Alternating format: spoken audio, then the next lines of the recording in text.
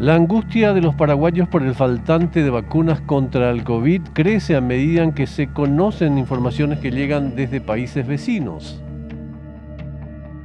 La Argentina resolvió poner en marcha una cuarentena absoluta para hacer frente a esta segunda oleada del COVID-19 que les pega con mucha fuerza. Hay que decir algo, lo hace en circunstancias claramente menos desfavorables a las que vivimos hoy en nuestro país.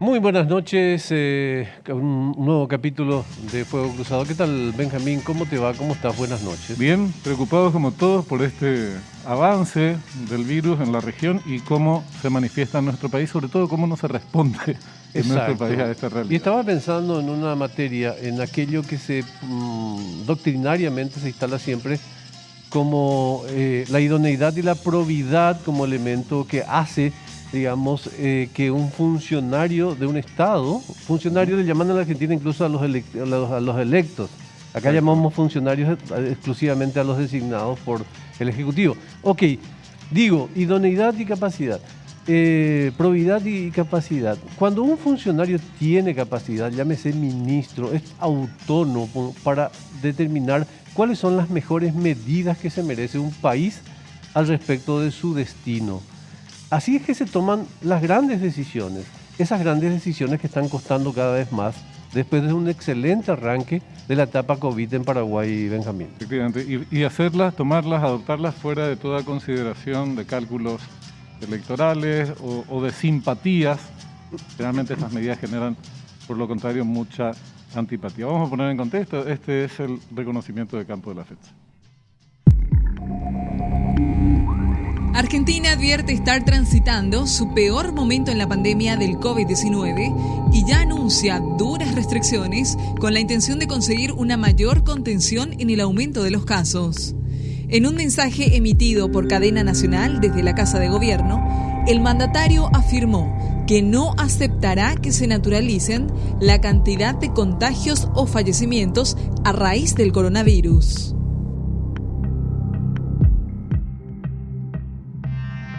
Este es un tema, desde luego, que genera, como decíamos antes, mucho debate, pero en nuestro país es necesario, Augusto, poner la discusión sobre el tapete, las ventajas o desventajas de medidas sanitarias de esta naturaleza. Y todo lo que 10 días de pausa puede hacer, vamos a conversar con ello al respecto con uno de los representantes más concretos que tiene la política sanitaria en la República Argentina. Esta es su ficha. Doctor Eduardo López, médico infectólogo, jefe del Departamento de Medicina del Hospital de Niños Ricardo Gutiérrez y asesor del gobierno del presidente de Argentina, Alberto Fernández. Doctor Eduardo López, buenas noches, gracias por su gentileza. Muy buenas noches, ¿cómo le va? Muy buenas noches y un gran saludo a todos, al pueblo paraguayo y sobre todo a mis amigos que son muchos en Paraguay, y gracias por convocarme. Acá ya lo tenemos como un amigo de la casa y de los paraguayos, doctor. Efectivamente, esperemos que ya esté recuperado, entre paréntesis. Ya me recuperé, yo padecí COVID.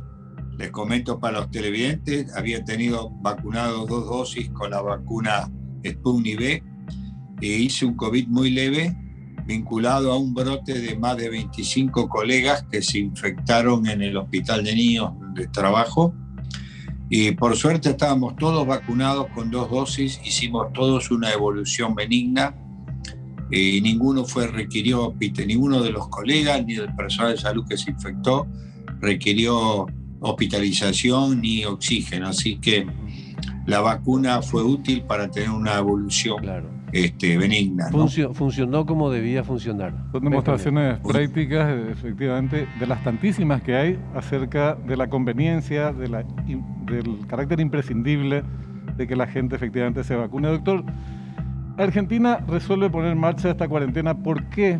¿En qué circunstancias lo hace? Y sobre todo, ¿qué expectativas de acatamiento tienen las autoridades del gobierno argentino, tomando en consideración los antecedentes, resistencias, hasta acciones judiciales que habíamos charlado en otra oportunidad? Argentina toma esta decisión por varios motivos, algunos los voy a comentar rápidamente. El primer motivo, tenemos una curva de casos en franco aumento, inclusive con una curva empinada hacia arriba y con un número que está superando los 30.000 casos por día. Esto nos pone casi en el tercer o cuarto lugar de casos a nivel mundial. Y lo más importante es la velocidad, diríamos, con que esto ocurrió. Para que ustedes tengan una idea, en esta semana que termina, comparado los últimos 7 días con los 7 días anteriores, el aumento de casos fue prácticamente alrededor de un 30%, 35% en una semana, que es lo que se llama la media epidemiológica de 7 días.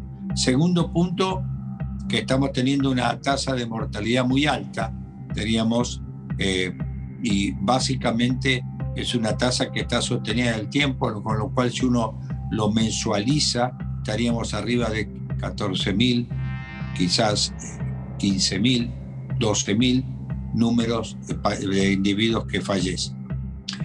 Y el tercer punto es que todavía nosotros no tenemos vacunado a una gran cantidad de población, diríamos. Entonces nosotros la idea es tratar de hacer cuarentenas muy restrictivas, cortas.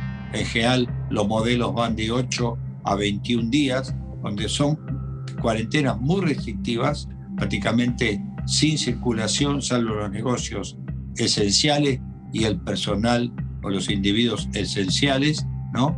Y en ese interín tratar de testear lo máximo posible.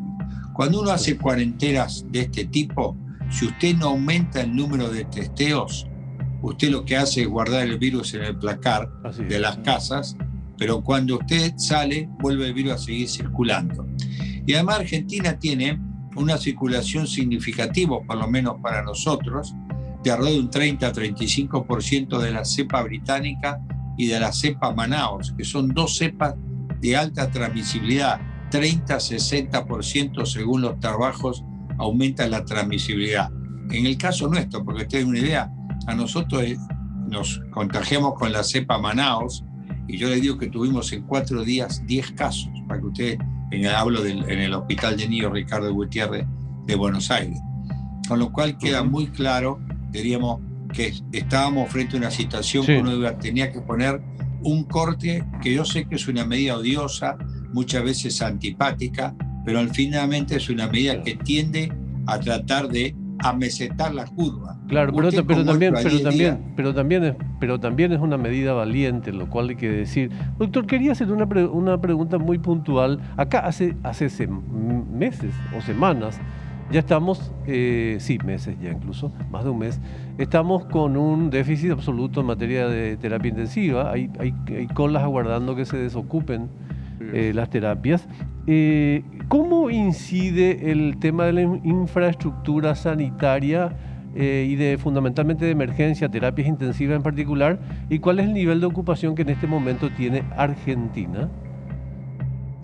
Argentina es variado en función de distintas jurisdicciones o distintos lugares. Pero, por ejemplo, Ciudad de Buenos Aires y el conurbano bonaerense está alrededor de un 77-78% de ocupación.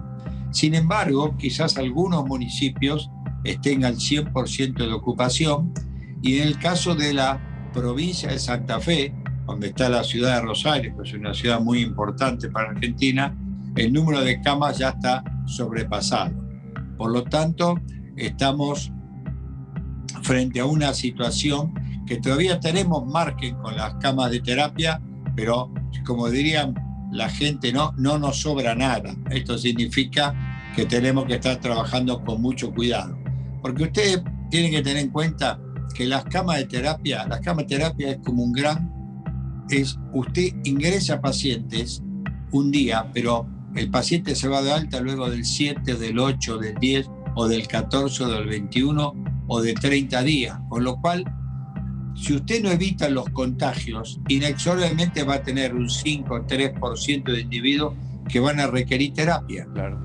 Entonces, cuando usted tiene muchos casos en corto tiempo, que es lo que le estaba pasando a la Argentina ahora y probablemente también a Paraguay, diríamos, es cuando más se estresan las terapias, cuando las terapias tienen mayor dificultad para poder tener camas, porque tienen muchos casos de los cuales un grupo, aunque sea minoritario, 3-5%, van a requerir terapia y eso hace que la cama de terapias puede llegar a colapsar.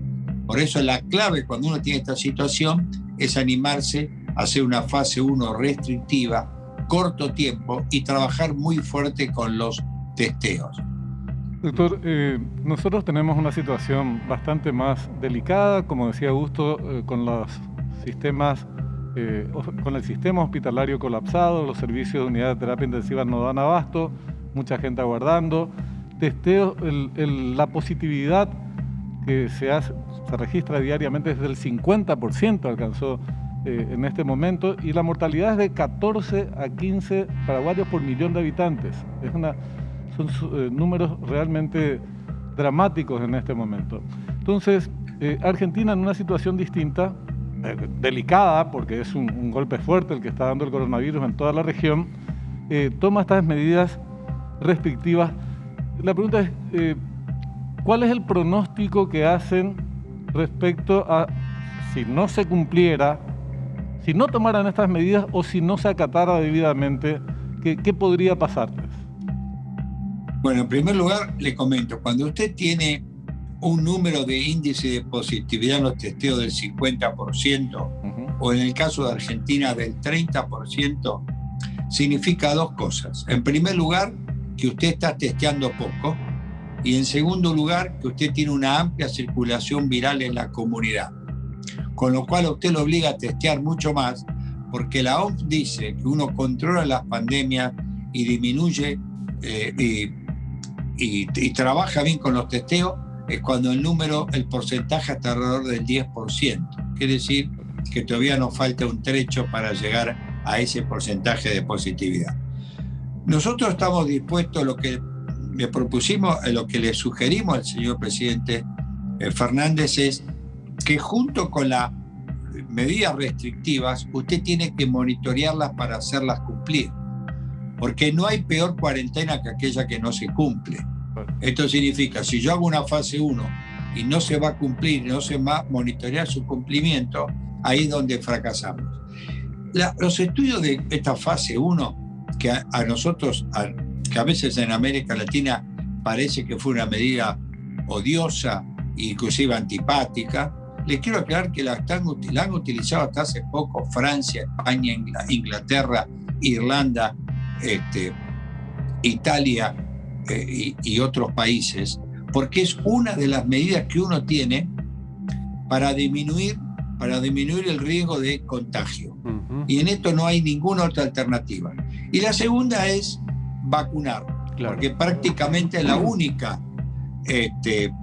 bala de plata que uno tiene es la vacunación. Tal cual. Así que doctor, en ese aspecto no hay ninguna otra alternativa, ¿no? Sí, doctor, bueno, acaba de darnos una información que me parece fundamental, lo del 50%. Estamos tomando fotografías con un pequeño angular, no estamos haciendo un gran angular como tendría que ser.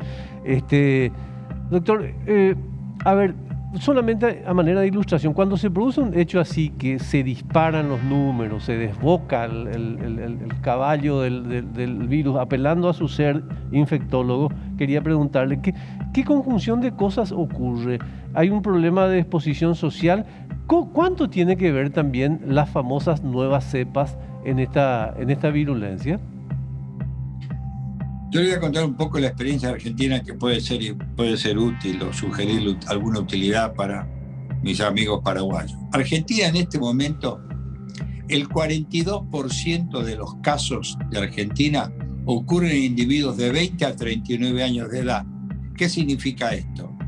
Que la gente joven, los jóvenes y los adultos jóvenes, se llevan prácticamente la mitad o un poco menos de los casos.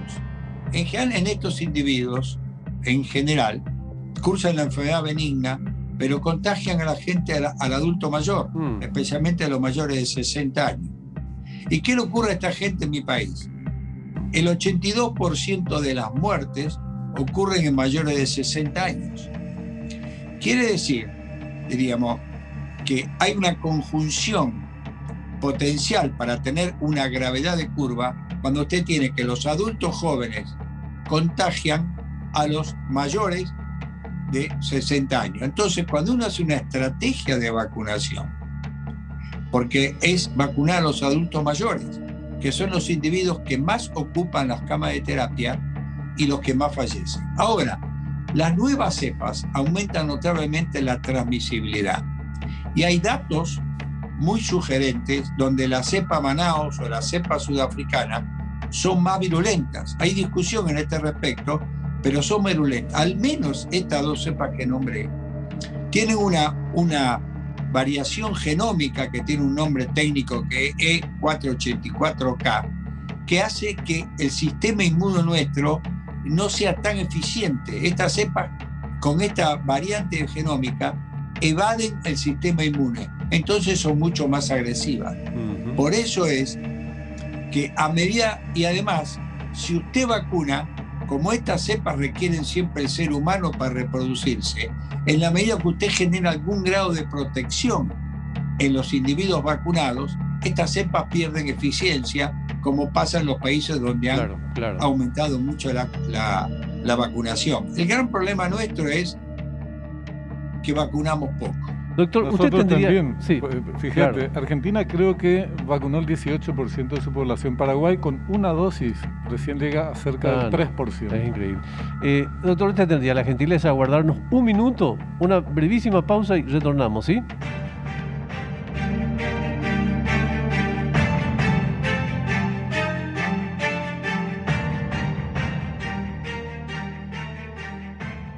Estamos de vuelta con nuestro invitado de hoy, el doctor Eduardo López, médico infectólogo, jefe del Departamento de Medicina del Hospital de Niños Ricardo Gutiérrez y asesor del gobierno del presidente Alberto Fernández en el vecino país.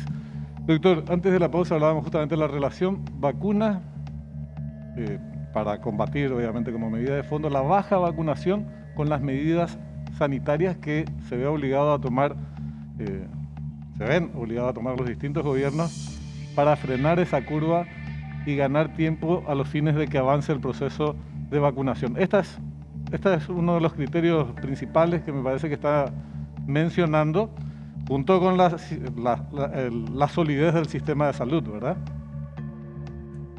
En realidad,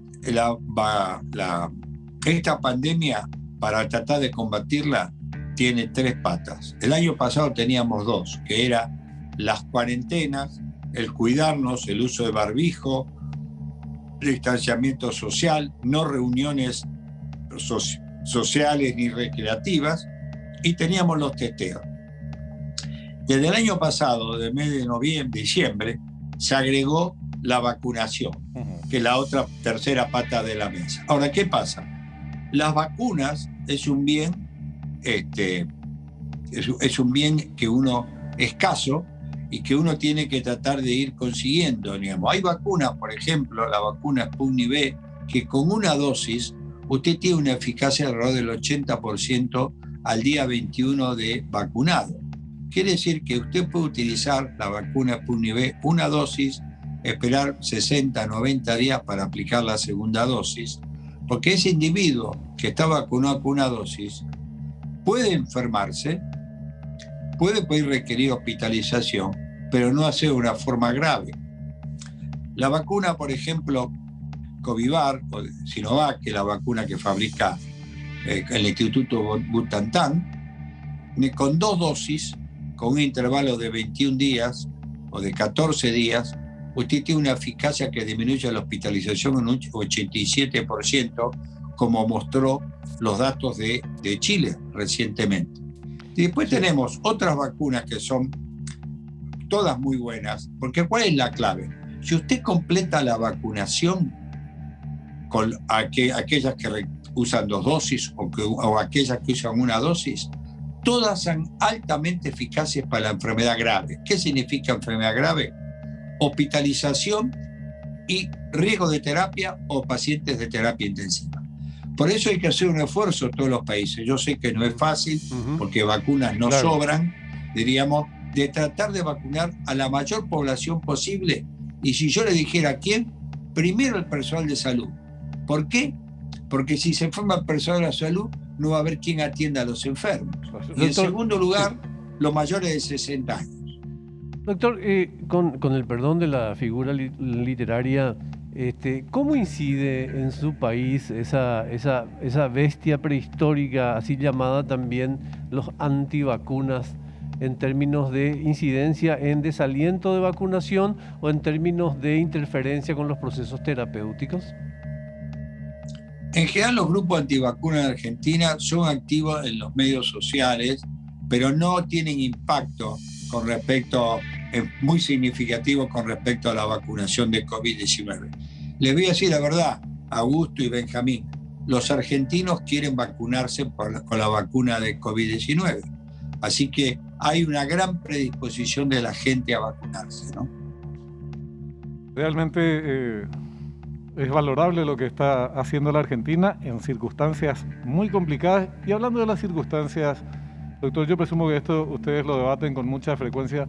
Probablemente nunca haya habido a escala internacional la ausencia de respuestas globales unificadas, tanta inequidad, tanta injusticia, y que se pone de manifiesto con una intensidad impresionante en este momento, justamente con el tema de las vacunas, pero no solamente con las vacunas, sino la ausencia de políticas globales, multilaterales, a nivel regional inclusive. En nuestra zona ni siquiera hemos tomado medidas en conjunto al respecto. Es una observación muy interesante, Benjamín.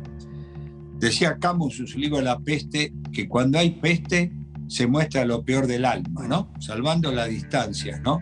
Fíjese usted que los países centrales tienen vacunas disponibles y los países muy periféricos no tienen vacunas directamente, como los países africanos, salvo Sudáfrica, quizás Egipto, y después nosotros estamos en el medio, ¿no? La América Latina tiene un fenómeno que yo lo califico, que América Latina está en la mitad del palo enjabonado en las condiciones de salud, ¿no? Esto es, no podemos ascender y nos es muy fácil bajar. Por eso es que yo creo que no hubo equidad con las vacunas, diríamos.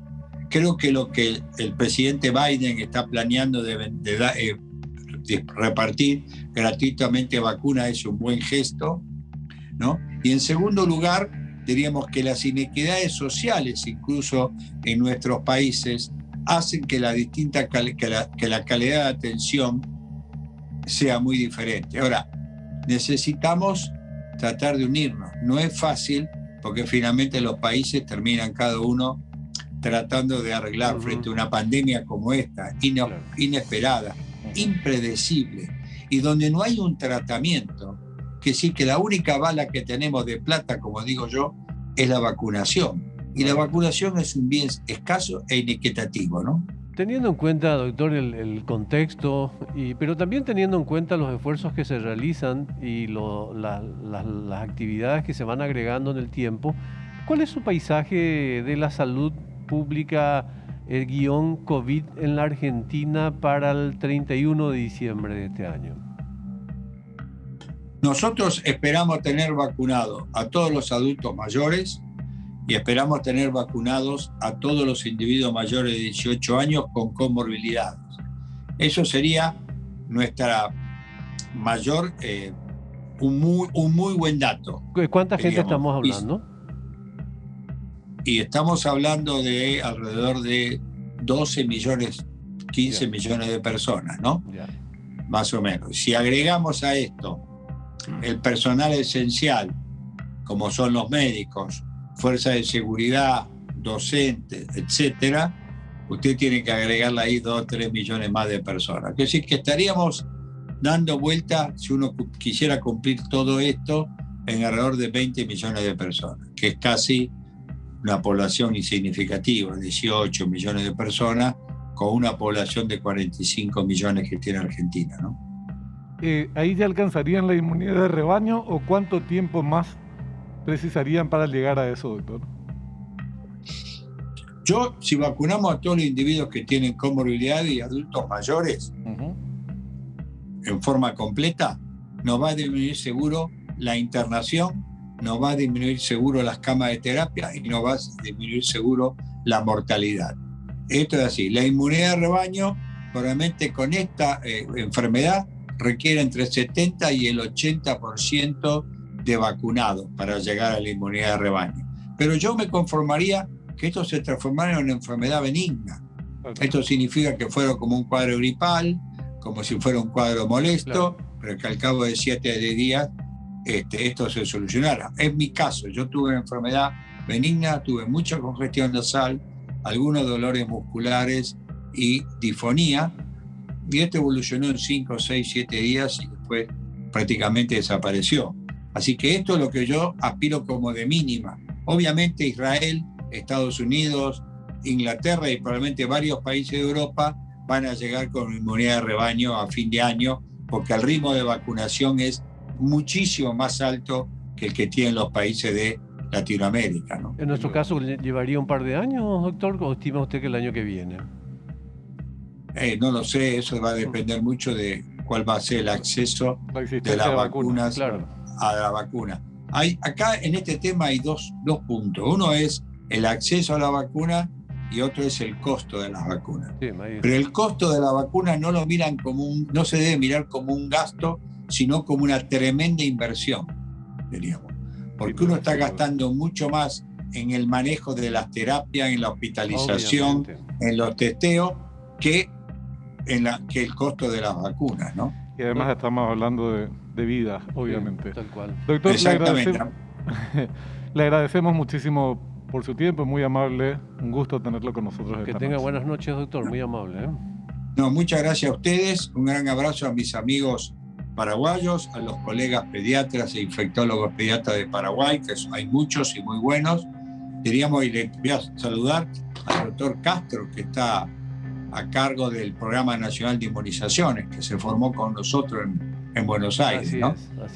Así que muchas gracias y que tengan un buen fin de semana. Igualmente. El doctor Eduardo López, médico infectólogo, asesor del presidente argentino. Sí. ¿Cómo decirlo? Lograr que nuestras autoridades sanitarias y sobre todo las autoridades políticas miren la experiencia internacional. No puede ser que se siga actuando con tanta pasividad. Y que lo técnico tenga la sartén. Preeminencia. El mango de la sartén. Efectivamente.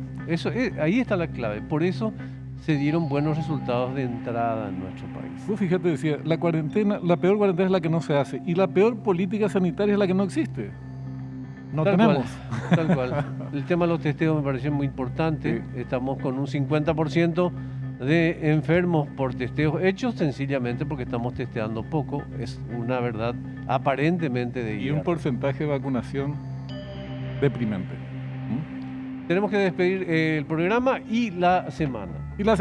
Desde la cuenta final, se reincorpora Carmiña, me dijeron.